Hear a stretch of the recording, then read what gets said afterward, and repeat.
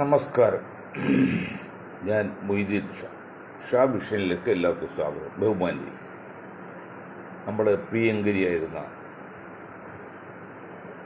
സംഗീത സാമ്രാട്ടായിരുന്ന ഗാനഗോകുലം ജാനകി അമ്മ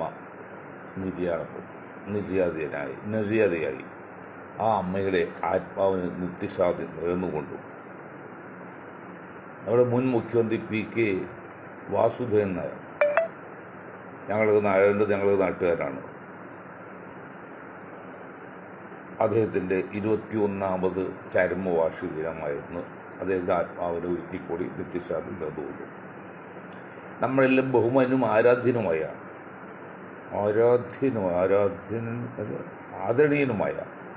ആരാധ്യൻ ദൈവം മാത്രമേ ഉള്ളൂ, വർഷം മാത്രമേ ഉള്ളൂ. അപ്പോൾ ആരാധ്യനല്ല, ആദരണീയനുമായ ജസ്റ്റിസ് സുകുമാരൻ അവരുടെ 96ാമത്തെ വയസ്സ് ജന്മദിനമാണ്. ആ മഹാത്മാവിന് അദ്ദേഹത്തിന് ഒരിക്കൽ കൂടി ജന്മദിനാശമുണ്ട്. അതുകൊണ്ട് നമുക്ക് വിഷയത്തിലേക്ക് കിടക്കാം. കേരള രാഷ്ട്രീയം, ഇന്ത്യൻ രാഷ്ട്രീയം, ഇന്ത്യയിലെ സാമൂഹിക അവസ്ഥ, കേരളത്തിലെ സാമൂഹിക അവസ്ഥ, സാമുദായിക തുലനം, ഇതൊക്കെ നമ്മുടെ ഭരണാധികാരികളോ അല്ലെങ്കിൽ രാഷ്ട്രീയ നേതാക്കളോ വളരെ ആഴത്തിൽ പഠിച്ചിട്ടില്ലെന്ന് വേണം കരുതാൻ. അതിസങ്കീർണമാണ് നമ്മുടെ സാമുദായിക അവസ്ഥ.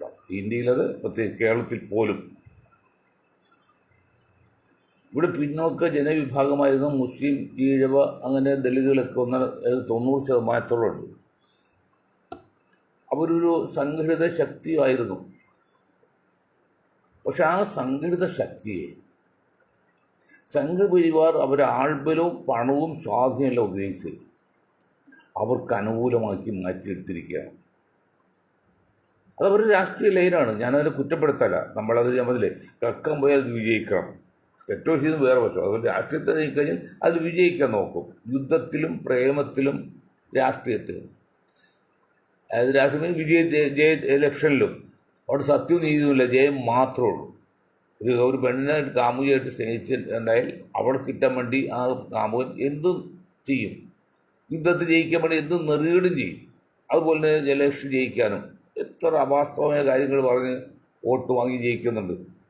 അതുപോലെയാണ് രാഷ്ട്രീയവും. നമ്മളൊരു പാർട്ടിയിൽ നിൽക്കുക, ആ പാർട്ടി വളർത്തണം എന്നുള്ളത് ആത്മാർത്ഥമായി ശ്രദ്ധിക്കുന്നത് തെറ്റാണെന്ന് പറയാൻ പറ്റില്ല. അതിന് ആശയം തെറ്റോ ശരിയോ വേറെ കാര്യം.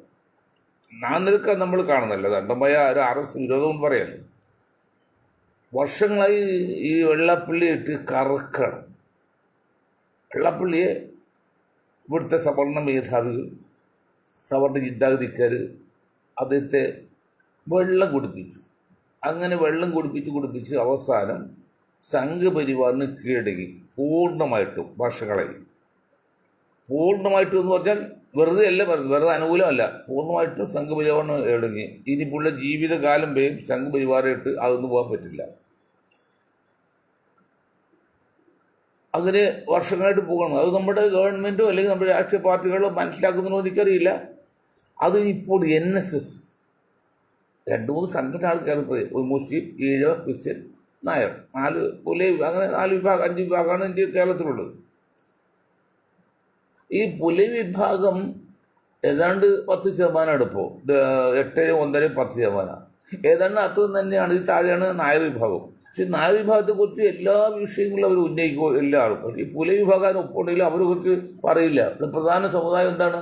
ഹിന്ദു, നായർ, ഈഴവൻ, മുസ്ലിം, ക്രിസ്ത്യൻ. ദളിതെന്ന് പറയുന്നില്ല, അപ്പോൾ ആരും പറയില്ല. ഞാനത് പറയണം, ദളിത് കൂടി പറയണം. കാരണം സത്യം അതാണല്ലോ. നമ്മൾ സത്യമേ പറയൂ. നീതിക്ക് വേണ്ടി വാദിക്കുന്ന ആളാണ്. വോയിസ് ഓഫ് ജസ്റ്റിസ് ബഹുമാനി. അപ്പോൾ NSSനെയും അവരിപ്പോൾ നാളെ ഡൽഹിയിൽ മന്നത്ത് പത്മാവൻജി അവരുടെ അധികായ പ്രതിമ വച്ച് അതിൽ കേരളത്തിലെ ചില NSS നേതാക്കളൊക്കെ പങ്കെടുത്ത് നായർ വിഭാഗത്തിൽ NSS അല്ലാത്ത നായർ വിഭാഗത്തിലുള്ള ഡൽഹിയിൽ നായർ വിഭാഗത്തിനുള്ള സംഘടന കാണാൻ കുറച്ച് ശക്തിയൊക്കെ ഉണ്ട്. എനിക്കറിയാവുന്നവരെയൊക്കെ. ഏതാണ്ട് ഇപ്പോൾ NSSൻ്റെ നല്ലൊരു ഭാഗം അല്ലെങ്കിൽ ഒരു ഭാഗം പൂർണ്ണമായിട്ടും BJPക്ക് വഴങ്ങി ഇരിക്കുകയാണ്. ഇനി സുകുമാരൻ നായർക്കൊന്നും വലിയ പ്രസക്തിയില്ല. ഒന്നാമത്തേത് അവർ പ്രവൃത്തി ദൂഷ്യമാണ് ജനങ്ങളകന്നു പോയത്. സുകുമാരൻ നായർ ജയിപ്പിക്കണമെന്ന് പറഞ്ഞ ആൾ തോൽപ്പിക്കുകയും വെള്ളാപ്പള്ളി ജയിപ്പിക്കണമെന്ന് പറഞ്ഞ ആൾ തോൽപ്പിക്കുകയും ചെയ്യുന്ന ഒരു സമുദായമാണ് അവിടെ. അതുകൊണ്ട് വെള്ളാപ്പള്ളിക്കും സുകുമാരൻ നായർക്കും ഇപ്പോഴും യാതൊരു വോയിസും ഇല്ലാത്ത സമുദായത്തിൽ ഇല്ലെന്ന് മാത്രമേ അവർ കുടുംബയോഗമായിട്ട് കണക്കാക്കിയത്. പാരമ്പര്യമായിട്ട് മക്കൾക്ക് യോഗമായിട്ട് രണ്ടുപേരും. അതുകൊണ്ട് രണ്ടും തെറ്റിപ്പിരിച്ചിരിക്കണം. ഇപ്പോൾ പിന്നെ എല്ലാത്തിനും മാതൃകയായി നിൽക്കേണ്ട കേരളത്തിലെ മുസ്ലിം സമുദായത്തിലെ ഇന്നും ആധിപത്യം എന്ന് പറയുന്നത് മുസ്ലിം ലീഗ് തന്നെയാണ്. ഒറ്റക്ക് നോർത്താൽ ഏറ്റവും കൂടുതൽ ശക്തിയുള്ള മുസ്ലിം സമുദായത്തിൽ ഏറ്റവും കൂടുതൽ ശക്തിയുള്ള പാർട്ടി ഇന്നും മുസ്ലിം ലീഗ് തന്നെയാണ്. മുസ്ലിം ലീഗിന് പരിധിക്കുള്ള കുറ്റം വേണ്ടി കാര്യമില്ല. കാരണം ന്യൂനപക്ഷ പാർട്ടികൾ അവർക്ക് ലിമിറ്റുണ്ട്. എങ്കിലും ഒരു കാര്യം അവർക്ക് ചെയ്യാമായിരുന്നു.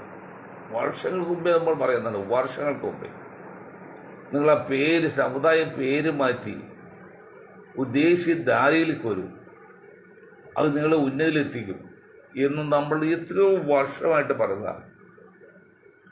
കേരളത്തിലെ മുസ്ലിം സമുദായമാർ ലീഡർ നേതാക്കൾ ഉലമാക്കൾ ഉമറാക്കളൊക്കെ അതേക്കുറിച്ച് ചിന്തിച്ചിട്ട് പോലുമില്ല, പറഞ്ഞ മനസ്സിലാകുന്ന പോലുമില്ല.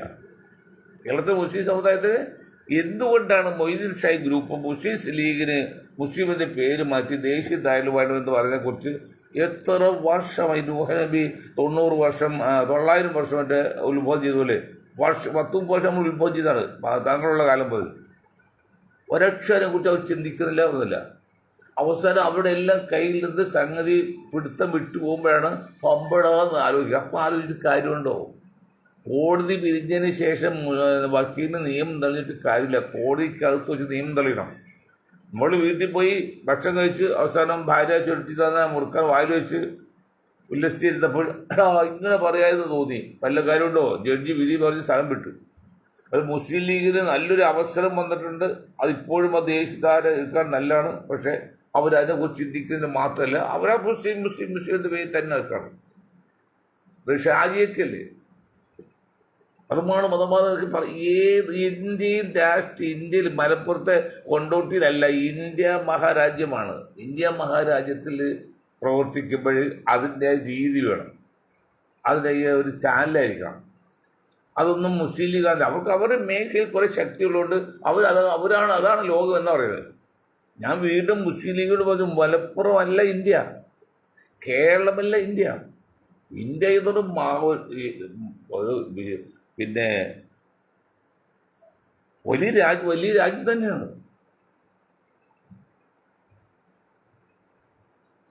BJP മൊത്തത്തിലും ഇന്ത്യ അഫ്ഗാനിസ്ഥാനുമൊക്കെ ചേർത്തുള്ള ബംഗ്ലാദേശ് ചേർത്തുള്ള ഒരു ഇന്ത്യയെക്കുറിച്ചാണ് ഞാൻ ആ ഇന്ത്യയെക്കുറിച്ച് ഇപ്പോഴത്തെ നിലവിലുള്ള ഇന്ത്യയെക്കുറിച്ചാണ്. ആ രീതിയിൽ മുസ്ലിം ലീഗ് ഇന്നത്തെ രാഷ്ട്രീയ സാമുദായിക രീതി വെച്ച് നോക്കുമ്പോൾ അതിന് ഒരു പരിഹാരമായിട്ട് കാണുക എന്നുള്ള ഒരു ദേശീയ ധാരയിൽ ചിന്തിക്കുക എന്നുള്ള രീതിയിൽ അവർ ചിന്ത പോലും മുസ്ലിം ലീഗിന് വന്നിട്ടില്ല. ഇപ്പോൾ ഭരണത്തിൽ വന്ന 5 മന്ത്രിസ്ഥാനം കിട്ടി, 22 MLA-മാരുണ്ടായി. പക്ഷെ ഇവിടെ ദളിത് അല്ലെങ്കിൽ നായർ വിഭാഗം അന്നും ഇന്നും അകന്ന് നിൽക്കുന്ന, അവർ അടുക്കാനും പറ്റില്ല അകലാനും പറ്റില്ല, ഒരു ശല്യത്തിനും പറ്റുന്നില്ല. അവർ അവരുടേതായ വഴി നോക്കി നിൽക്കുക. അവർക്കൊരു മാന്യന്മാരാണ് നായർ വിഭാഗം. പിന്നെ മുസ്ലിം സമുദായമായിട്ട് ഐക്യം നിന്നത് ഈ ദളിത് പിന്നെ ഈഴ വിഭാഗമാണ്. ക്രിസ്ത്യൻ സമുദായം നായർ വിഭാഗത്തെ പോലെയാണ്. അവർ കുറേ വർഷം മുമ്പ് മുസ്ലിങ്ങളായിട്ട് അടുപ്പവും കാണിച്ചില്ല അകലവും കാണിച്ചില്ല, അവരവരുടെ വഴി നോക്കിപ്പോയത്. ഈ അടുത്ത കാലത്താണ് മുസ്ലിം സമുദായത്തോട് ഏറ്റുമുട്ടിയത്. എന്താ കാരണം? അവർക്ക് നിൽക്കകളില്ല വരുമ്പോൾ അവർക്കൊരു ശത്രുവിനെ കാണുക അവൻ വരുന്നു എന്ന് പറഞ്ഞ് നമ്മൾ അണികളിലെ കൂടെ നിൽക്കുക. ഇത് അടിയന്തരാവസ്ഥയിൽ ഒരുത്തം പറഞ്ഞ് ഭയമുള്ളതെല്ലാം എനിക്ക് ചുറ്റും വന്നു തോന്നുന്നു. അടിയന്തരാവസ്ഥ ഓർമ്മയില്ല ഇന്ദിരാഗാന്ധിന്. ഭയമുള്ളവരെല്ലാം എനിക്ക് ചുറ്റും വന്നു എന്ന് പറഞ്ഞാൽ അപ്പോൾ അവൻ നില ക്ലിയറായി. അപ്പോൾ സഭയ്ക്ക് നില ക്ലിയറാക്കാൻ ഒരു മുസ്ലിം ഒരു എതിരാളി വേണം. ആ എതിരാളി മുസ്ലിം അല്ല. കേരളത്തിൽ വേറെ ആരാണുള്ളത്? നായരെ പറഞ്ഞിട്ട് കാര്യമുണ്ടോ? ഈഴവനെ പറഞ്ഞിട്ട് കാര്യമുണ്ടോ? ദളിതനെ പറഞ്ഞിട്ട് കാര്യമുണ്ടോ? യേശുവില്ല അത്. പക്ഷെ മുസ്ലിം പറയുമ്പോൾ ആൾക്കാരൊക്കെയാണ്. അത് മുസ്ലിം സമുദായം മണ്ടന്മാരെ ചില നേതാക്കൾ ഏറ്റെടുക്കുകയും ചെയ്തു. അതൊക്കെ ഡോൺ കെയർ തള്ളിക്കളുടെ കാര്യം ഉണ്ടാവുള്ളൂ. അതിന് ആളെ കൂട്ടി സഭയുടെ വീട്ടിലേക്ക് സഭയുടെ ഓഫീസിലേക്ക് ആസ്ഥാനത്തേക്ക് ജാഥ നയിച്ച് അതൊക്കെ പ്രശ്നമൊക്കെ ഉള്ളൂ. അത് കണ്ടില്ല കേട്ടില്ലേക്കും. നമ്മൾ ജിഹാദി എന്ന് വിളിച്ച് ഞാൻ പറഞ്ഞല്ലോ, ജിഹാദി എന്നാണ് വിളിച്ചത്. നിങ്ങളിത് ഭയപ്പെടുന്നത്. അത് ഞാൻ കഴിഞ്ഞ ദിവസം പറഞ്ഞാണ്. ഇപ്പോൾ ദളിത് എന്ന് പറഞ്ഞാൽ പുലയ വിഭാഗം എന്ന് പറഞ്ഞാൽ പുലത്തിനുടമം ഭൂവുടമം എന്നുള്ളൂ, അത് കുറച്ചില്ല. പക്ഷെ ആ പുലയൻ എന്ന് വിളിച്ചാൽ അയിത്തമാണ്, അല്ലെങ്കിൽ അയിത്തോച്ചാണെങ്കിൽ കേസെടുക്കണം എന്ന് പറഞ്ഞാൽ നമ്മൾ കോടതി പോയി പോലീസ് പോയി കഴിഞ്ഞാൽ ഇത് നമുക്ക് എന്തുവരെയുള്ളത്? അത് ഞാൻ കല്ലറ സുമാനോട് പറഞ്ഞല്ലോ. സുമാൻ സാർ മരിക്കുമ്പോഴായിട്ട് പറഞ്ഞാൽ നിങ്ങൾ കല്ലറ സുമാൻ പുലയെന്ന് വയ്ക്കി. പുലയൻ എന്ന് പറയുന്നത് മേനോൻ, മറ്റേ നായർ, പട്ടേൽ എന്നൊക്കെ പറയുമ്പോൾ ഒരു പേരാണ്, അല്ലാതെ അയിത്തമില്ല കുറച്ചൊന്നുമില്ല. പക്ഷെ അത് അവർക്കത് മനസ്സിലായി, ഇപ്പോഴും കൂടുതൽ മനസ്സിലായില്ല. അവരതുകൊണ്ട് ആരും ആ പേര് കൂടെ ഉപയോഗിക്കുന്നില്ല. അപ്പോൾ മുസ്ലിങ്ങളെ സംബന്ധിച്ച്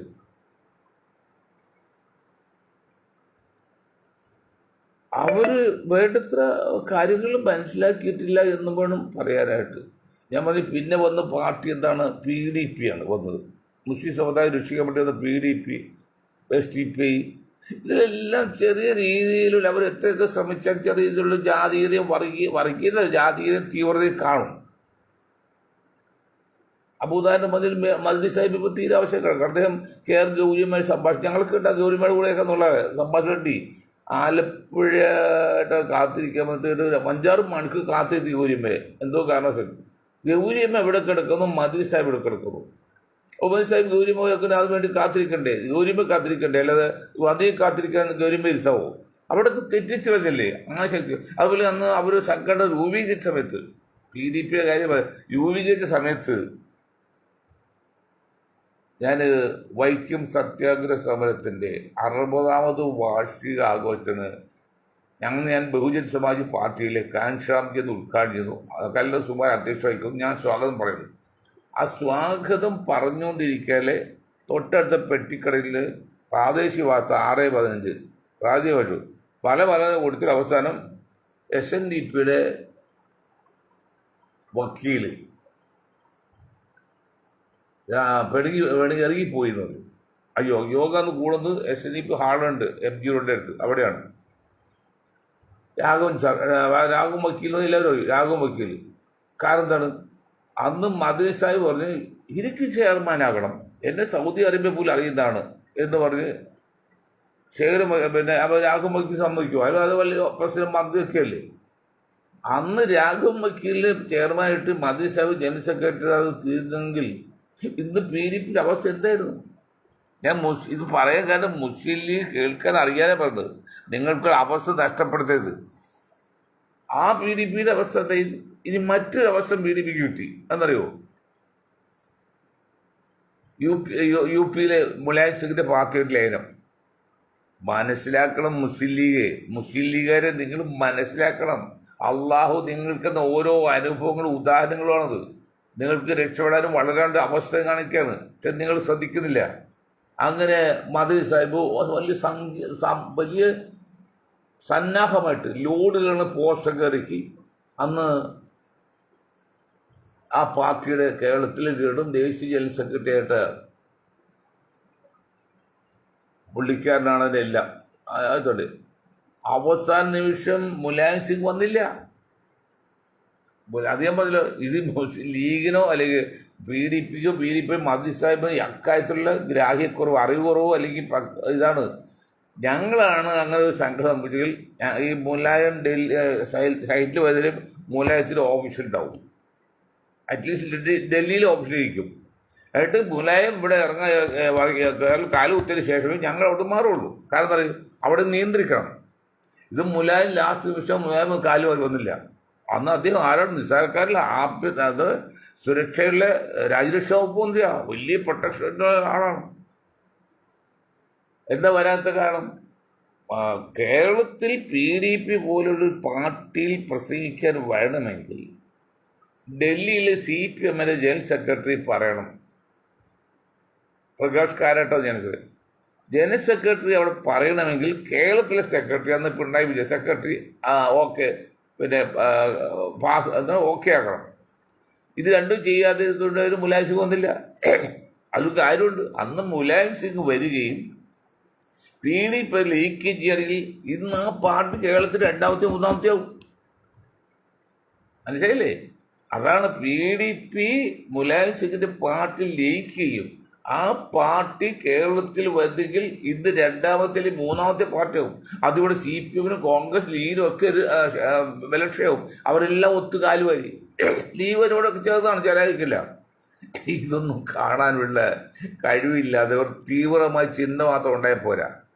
ഞാനിപ്പോൾ പറയാൻ കാരണം മതിസായി ഇപ്പം നിരാശയായി കിടക്കാണ്, സുഖല കിടക്കുക, ഏത് ദിവസം എന്തും സംഭവിക്കുന്നില്ല. എങ്കിലും കാര്യങ്ങളും പറയണ്ടേ. അന്ന് മുലായത്തിനെ കൊണ്ടുവരാൻ വേണ്ടി പറഞ്ഞപ്പോൾ മദീനയുടെ ആള് മുലായം സിംഗിന്റെ ഓഫീസിലുണ്ടായിരിക്കണം. അവിടുത്തെ വിമാനം കയറിയതിന് ശേഷമേ നമ്മൾ അവിടെ ശ്വാസം വിടാവുള്ളൂ. അത് ചെയ്തില്ല. അങ്ങനെ നല്ലൊരു അവസരം മദീനയിൽ പോയി. മദീന ഇപ്പോഴും പഴയ അവസ്ഥയിൽ, ഒന്നുമില്ലാത്ത അവസ്ഥയിൽ. ആ സ്ഥാനത്താണ് ഇപ്പം ഏതാണ്ട് ശോഭയോടുകൂടി മുസ്ലിം നിൽക്കുന്നത്. പക്ഷെ ആ ശോഭയ്ക്ക് കാലഘട്ടം അവസാനം വരാൻ പോകുന്നു. ആ അവസാനം വരാതിരിക്കണമെങ്കിൽ അവർ മുഖ്യധാരയിൽ, ദേശീയ ധാരയിലേക്ക് വരണം. ജാതി പേര് മാറ്റണം. നിങ്ങൾ വിശ്വാസം മുസ്ലിമായിക്കോ, അതൊരു കുഴപ്പമില്ല. അതല്ലോ മുസ്ലിം സമുദായം മറ്റേതൊരു സമുദായത്തേക്കാൾ ഒപ്പമോ ഒരുപടി മുന്നിലാണ് ലോകത്ത്, അതൊന്നും സംശയമില്ല. അത്ര സാമൂഹ്യമായ അല്ലെങ്കിൽ സൈക്കോളജിക്കലായിട്ടൊക്കെ വലിയ അവർ തിസീസ നിയമ തത്വസംഹിത വളരെ വലുതാണ്. അതിൽ ഡോക്ടർ ജേക്കബ് സാർ, അദ്ദേഹം DGP ആയിരുന്നാളുണ്ട്. അതൊരു പ്രസ്താവന ഇന്നും നമ്മൾ ചാനൽ കാണാമല്ലോ. നമസ്കാരത്തെക്കുറിച്ചും അത് തന്നെ ശാസ്ത്രീയതയെക്കുറിച്ച് പറഞ്ഞത്, ആ നമസ്കാരത്തിൻ്റെ ഗുണം, നോമ്പിൻ്റെ ഗുണമൊക്കെ നാസ കണ്ടുപിടിച്ചതും നാസ പറഞ്ഞൊക്കെ അദ്ദേഹത്തെ പറഞ്ഞ് നിങ്ങൾക്ക് അത് വായിച്ചറിയാൻ പറ്റും. അത്ര ദീർഘമായ 1400 വർഷം ഡോക്ടർ പോലും അല്ലാത്ത പ്രവാചകൻ, ഒരു നിരക്ഷനായി പ്രവാചകൻ നിന്ന് വായിൽ നിന്ന് വാക്കുകളാണ് എങ്ങനെ കിട്ടി ഇത്രയും ദീർഘമായ വീക്ഷത്തോട് കിട്ടി? അതൊക്കെ അള്ളാഹുവിൻ്റെ അനുഗ്രഹമാണ്. ഈ അള്ളാഹു എന്ന ദൈവത്തെ അനുഗ്രഹം കിട്ടിയാലത്തെ ഗുണം അറിയാൻ പറഞ്ഞു നിങ്ങൾക്ക്. ബാറ്ററി തീർന്ന ബാറ്ററിയാണ്, അല്ലെങ്കിൽ ചാർജ് കയറുമ്പോൾ ആ ബാറ്ററി പുതിയതിനേക്കാൾ കപ്പാസിറ്റി കാണിക്കും. അപ്പോൾ അള്ളാഹുവിൻ്റെ അനുഗ്രഹം നമുക്ക് കിട്ടിയാൽ പിന്നെ നാം ഒന്നിനും പുറകിൽ പോവില്ല. അവരുടെ ചിന്ത വർദ്ധിക്കും. അതൊക്കെ എനിക്ക് എൻ്റെ അനുഭവം ഞാൻ പറയാണ്, വർദ്ധിക്കും. പക്ഷെ ഇവിടെ എന്നിട്ടും ആ രീതിയിലേക്ക് മാറാതെ സാമുദായിക പേരിട്ട്, ജാതി പേരിട്ട് മുന്നോട്ട് പോകണം. അപ്പോൾ ഏതാണ്ട് അവർക്ക് മലപ്പുറം ജില്ലയെ സംബന്ധിച്ച് 16 സീറ്റ് ഒരു പരിധിവരെ സുരക്ഷിതമാണ്. അതിലൊന്നും ഇത് പറയുന്നില്ല. മറ്റ് രാഷ്ട്രീയ പാർട്ടി അപേക്ഷിച്ച് അവർ മോശമാണെന്ന് നമുക്ക് അഭിപ്രായമില്ല. കാരണം മറ്റുള്ള ചെയ്തിട്ട് 10 പോലും അഴിമതി ചെയ്തിട്ടില്ല. അവർ ചെയ്തെങ്കിൽ ഇപ്പോൾ എറണാകുളം ജില്ലാ കമ്മിറ്റി ഉണ്ടാവില്ലേ, ഇപ്പോൾ ജില്ലാ കമ്മിറ്റി ആയിരിക്കും. ആ പഴയ കമ്മിറ്റി ഇരുമ്പ് കാലം കൊടുത്തിട്ട് താങ്ങി നിർത്തികളാണ്. അപ്പോൾ അവർ കൊച്ചു അഴിമതി ഉണ്ടല്ല, കൊച്ചു അഴിമതിയുള്ളൂ. മറ്റൊരു കോടിക്കണക്കല്ലേ കേരളത്തിൻ്റെ വനപ്രദേശം മുഴുവൻ മാണി മുഖേന ആണെങ്കിൽ ഇഷ്ടപ്പെട്ട ആൾക്കാർ കൊടുത്ത്, അങ്ങനെയുള്ള മലബാറിലൊക്കെ ഈ ക്രിസ്ത്യൻ കപ്പാസിറ്റി വന്നത് ആ മുസ്ലിം ലീഗ് നിൽക്കാനാണ്. അവർക്ക് സ്വതവേ കുറച്ച് ഭൂമി കിട്ടായി മലബാർ മേഖലയിൽ. അതല്ലാതെ അവർ പുതിയതായിട്ടൊന്നും കയ്യേറിയില്ല. ഒരു മരം പതിയില്ല. കയ്യേറി മുഴുവൻ മാണിസാറിൻ്റെ കേരള കോൺഗ്രസ് മാണിസാർ റവന്യൂ മന്ത്രിക്കായതിലും അങ്ങനെ മാണിസാർ ഇവിടെ കയ്യേറി കൊടുത്തിട്ടുണ്ട്. വയനാട്ടിൽ മാത്രമല്ല, ഇടുക്കിയിലൊക്കെ. അപ്പം അതുകൊണ്ട് മുസ്ലിം ലീഗിനെ സംബന്ധിച്ച് അവർ ആത്യന്തികമായി ചിന്തിക്കേണ്ടത്, അല്ലെങ്കിൽ അവസാനത്തെ പ്രവൃത്തി എന്ന നിലയിൽ അവർ ജാതീയത മാറി ദേശീയ ധാരയിൽ വന്ന് എല്ലാവരും ഉൾക്കൊള്ളുന്ന രീതിയിൽ നിൽക്കണം. അതല്ലെങ്കിൽ അപകടമാണ്. കാരണം ഇന്ത്യയിൽ എന്തെങ്കിലും ഒരു അനിഷ്ട സംഭവം ഉണ്ടായാൽ, നിങ്ങൾ പ്രത്യേകിച്ച് മുസ്ലിം സമുദായം ദീർഘമായി ചിന്തിക്കണം. അനിഷ്ട സംഭവം ഉണ്ടായാൽ വിദേശ രാജ്യങ്ങൾ ആർക്കും ഇടപെടാൻ പറ്റില്ല. അവരൊന്നും ഇടപെടാത്ത രീതിയിലേക്ക് ഇറാൻ അമേരിക്ക ഇസ്രായേൽ യുദ്ധത്തിൽ പെട്ടിരിക്കുക. അത് ഇന്നും നാളെ തീരില്ല, തീർക്കാൻ പറ്റില്ല. ഇസ്രായേലും പറ്റില്ല, അമേരിക്കയും പറ്റില്ല. ആ അവസ്ഥയിൽ നിൽക്കുകയാണ്. അപ്പോൾ അതുകൊണ്ട് അവിടെ നിന്ന് ഗൾഫ് നാട്ടിൽ നിന്നോ മറ്റൊന്നൊക്കെ പെട്ടെന്നൊരു അവർക്കൊന്നും ചിന്തിക്കാൻ പോലും അവസരം കിട്ടുന്നില്ല. ഇപ്പോൾ ഇന്ത്യയിൽ എന്തെങ്കിലും ബുദ്ധിമുട്ടുണ്ടായാൽ, ഞാൻ ബുദ്ധിമുട്ട് പറഞ്ഞോളൂ, മറ്റെന്താണെന്ന് നിങ്ങൾ ഊഹിച്ചോളും, ഉണ്ടായാൽ അതിനെതിരെ ശബ്ദിക്കും. പണ്ട് പിന്നെ ഒരു രാജകുമാരി ശബ്ദിച്ചുകൊണ്ടിരുന്നു, ദുബായിലെ രാജകുമാരി. അവർക്കൊന്നും ശബ്ദിക്കാൻ, അവർ ശബ്ദം കേൾക്കുന്നില്ല. ഇപ്പോൾ യുദ്ധബന്ധം വന്നിട്ടും കേൾക്കുന്നില്ല. അവരൊക്കെ നിശബ്ദരായി, അവരൊക്കെ നിശബ്ദരാക്കി. അപ്പം അതങ്ങനെ ലോകവ്യാപകമായിട്ട് തന്നെ ചില സംഘടിത ശക്തികൾ ഇന്ത്യയിൽ തകർക്കാൻ, കാരണം ഇന്ത്യ തകർന്ന് ഇങ്ങനൊരു കമ്മ്യൂണൽ റോയിറ്റ്സ് വന്നാലേ പിന്നെ ആരും വളരില്ലല്ലോ, നിരവധി ഫലം ചത്തുപോയില്ലേ. പുൽപ്പള്ളിയിൽ വെടിയിപ്പുണ്ടായി, അന്ന് വർഗീസ് വെടിയേറ്റ് മരിച്ചു. വർഗീസ് ആരായിരുന്നു?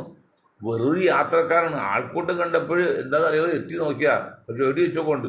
അപ്പൊ എങ്ങനെ ഒരു സംഭവം ഉണ്ടായ നിരപരാധികളുടെ ജീവനാ പോകുന്നല്ലോ അധികവും. അല്ല അപരാധികൾ അവർ രക്ഷപ്പെടില്ല, അവർക്കറിയാമല്ലോ.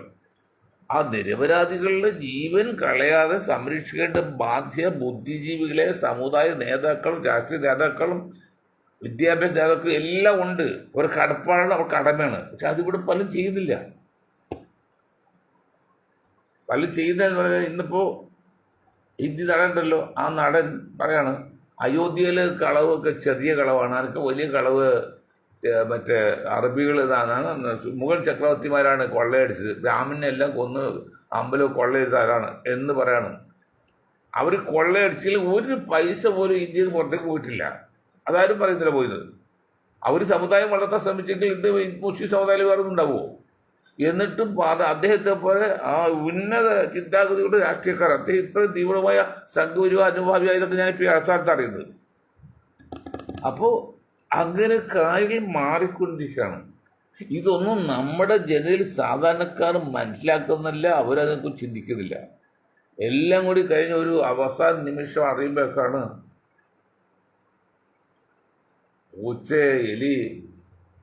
എലിയെ പൂച്ച കാവലിട്ട് നിങ്ങൾ സുരക്ഷയായിട്ട് പോയിക്കോ, ഞാൻ പറയുന്നത് പോയി കുറച്ച് ഒരു എലി തിരിച്ച് നോക്കിപ്പോഴല്ലോ അവൻ മാത്രമേ ബാക്കിയെല്ലാം പൂച്ച ചാപ്പിട്ട്. അതുപോലെ എല്ലാ ശക്തികളെയും സംഘപരിവാർ വിലക്കെടുത്തോ അല്ലെങ്കിൽ സ്വകാര്യത ആക്കിയിട്ടുണ്ട് എല്ലാ മേഖലയിലും. എനിവെയർ ഇതൊന്നും ഇപ്പം ഇത് ആകെ കൂടി നിങ്ങൾ താങ്ങ് വരുന്നത് കേരളത്തിൽ ഇന്ത്യയിലൊക്കെ മുസ്ലിം ലീഗാണ്. മുസ്ലിം ലീഗിനൊക്കെ ഒരു ലിമിറ്റില്ലേ കാര്യങ്ങൾ പരിഹരിക്കാൻ. അപ്പോൾ അത്രയും സങ്കീർണമായ രീതിയിലേക്ക് ഇന്ത്യ മഹാരാജ്യം പോകുമ്പോൾ ബുദ്ധിയുള്ള മനുഷ്യസ്നേഹികളായവരൊന്നും ശ്രദ്ധിക്കണം. ഒരു ജീവൻ ഏറ്റവും വിലപിടിപ്പുള്ളതാണ്. ഒരു ജീവന് വില മതിക്കാൻ പറ്റില്ല.